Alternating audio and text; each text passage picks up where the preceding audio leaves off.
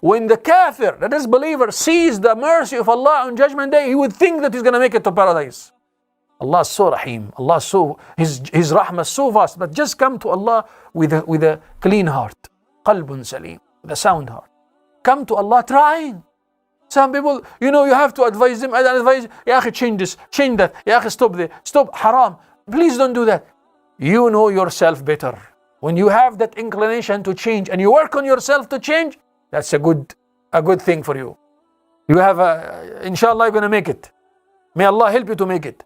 But you have that desire in your heart to change and to become better. Do you have that desire? Let me know. Do you have that desire to be better? To come closer from Allah Azza wa Jal? You work on yourself. There are some haram, some doors of evil you're trying to close. Yeah, and you're trying. Yes, Allah knows that you're trying. Inshallah, you're going to make it. Understand, ya? But you have that willing to change. No, nobody will impose it on you. You have to take it yourself. You have to change yourself, for your own benefit, for your own akhirah.